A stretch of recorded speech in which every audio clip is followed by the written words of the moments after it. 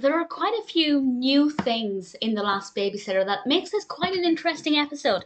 This is the first segment of the 8th episode of the 3rd season of Rugrats, and I did remember this one from my childhood. I remembered it quite well. And Stu and Randy are going to a Dummy Bears rock opera, and their babysitter cancels on them. Randy's pretty happy about this, but we do have an alternative option. Alisa. This is Susie's older sister. This is the first time we've met the character, I believe. And it's quite interesting because she babysits the children, but she's kind of bridging that gap between child and adult. The babies don't tend to interact with the adults in episodes, apart from occasionally with Grandpa or when Angelica's whinging to her parents, but certainly not as much as we have here. And it's quite interesting to see the children spending so much time around I guess an authority figure. But I will say, I'm sure there were so many other babysitter options. Like, there are other parents who definitely could have babysat. I'm not entirely sure why they couldn't have done. But obviously the narrative wouldn't have worked as well had that been the case.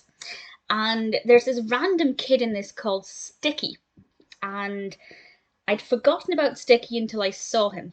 And then the episode all came flooding back to me from that point. But Sticky is sent home because it's going to make Alisa's job much easier if her brother's friends aren't just hanging around. But her brother's not very happy about this, so they hatch a plan. And while Alisa's babysitting Susie and Tommy as well, they hear strange noises and suddenly they begin to think there's a monster. So Susie and Tommy go and investigate it. And what's quite cool, or quite different, is that when Tommy was like, there might be a monster, should we go look? Whereas Chucky would normally hesitate and suggest reasons for not doing it, Susie straight away was, yes, let's go and investigate. And it's a very different dynamic and a different relationship. But I think Susie and Tommy make such a great team. Maybe not quite as great as Tommy and Chucky because they're iconic, but I do love Tommy and Susie as a duo. I think they work really, really well. And they explore and see if there's a monster, and I won't say exactly what happens. Or if they ever find out what's going on. But it was a pretty decent narrative. I didn't like the blue wash a lot of this had, because obviously it's at night, it's quite dimly lit. Everything's often got like this blue wash over it to give a sense of, darkness without making it actually dark. I didn't love it, but I can understand why they did that. But it just wasn't that engaging for me. But I did love the bit where they shone a flashlight onto the Hoover, an off-brand Hoover, of course. And we got to meet Chowder the cat. I'm not sure if Chowder ever appears again or if Chowder features that frequently. Certainly I don't think Chowder is as prominent as Fluffy, for example, but that was something I'd forgotten about. And I thought it was a really good episode, really enjoyable. As I said, a lot of new things, a lot of different things in this one.